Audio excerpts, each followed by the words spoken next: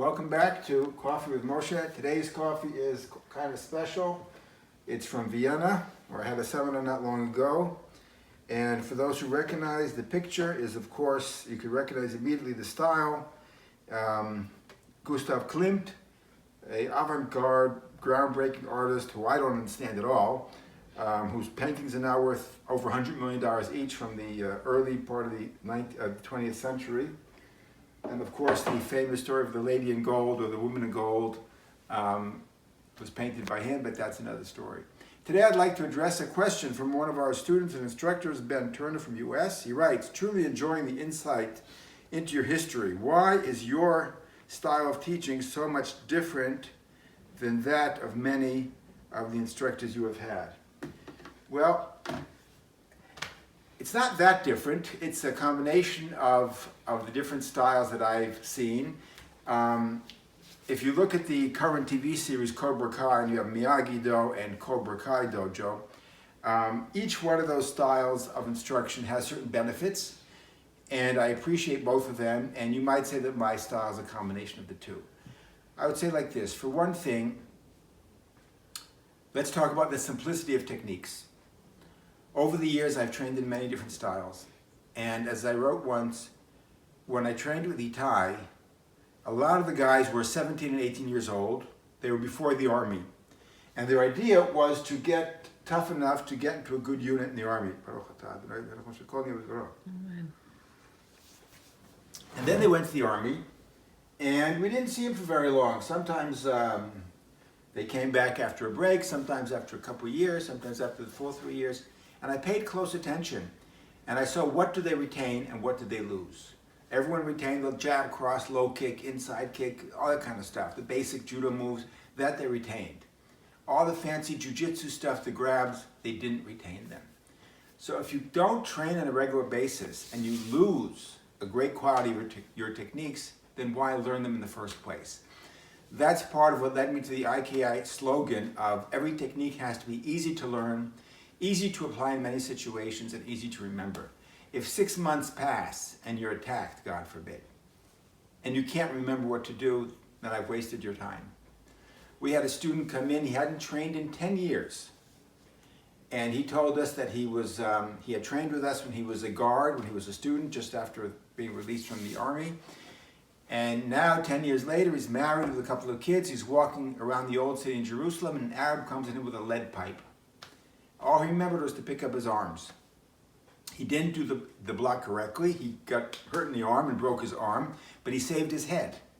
And he came back to thank us that the simple block saved his head 10 years later. And I made a mental note. A technique that you can retain 10 years later and still save your life with that, that's a technique we use. A technique that requires precision, speed, strength, accuracy, grabbing, forget about it. Something that requires that much time, forget about it. So that's part of the evolution of IKI. Don't teach techniques that are easily forgotten. Another approach that I use is the attitude towards the students. One of the things that I saw over the years, and I won't mention names, was I won't talk to you. I won't look in your general direction until you're a brown belt. You have to earn the right for me to pay attention to you. Who are you? I would sometimes want to bring to certain instructors a guy who's a green belt, an orange belt. An orange belt? I don't want to see an orange belt.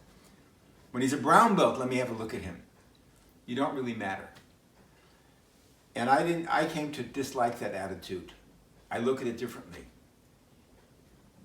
If a crime takes place and 100,000 people say that was terrible, I have to do something about it. Within a day, within an hour, 90% then forgot about it. 10,000 will continue thinking for a little bit longer. A day later, 2 days later, 10% of those are all that remain. After a week of the original 100,000, maybe there's 1,000 left. And they start thinking, maybe I should train.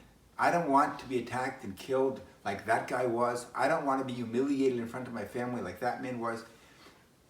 A week later, 100 remain. Of those 100, they start thinking about looking in the yellow pages or in current times, the internet. And of those 110, decide to actually start searching the web, Krav Maga schools, Ju-Jitsu, what have you. And then, of those 10, maybe one will walk in the door. And I'll look at that one and say, I take off my hat to you, figuratively speaking, because you're the one out of 100,000 that dared to come in, that had the persistence to come in. I respect you now. You don't have to earn a brown belt over a period of 5 years before you earn my respect. You've earned my respect. I know how difficult it is. I remember what it was like as a beginner to walk into the dojo the first time. You're out of shape. These guys are all muscular. They're jumping. They're doing flying side kicks with their pants on fire. They're wearing black belts. They have cool Japanese writing. And what are you? Nebuch, what are you? Most people, it's like the Karate Kid. He walks in, takes a look, and walks out. So the person who came in and says, hello, sir, I'd like to ask you some questions, that person's already earned my respect. And that is the point of departure between me and some of my instructors.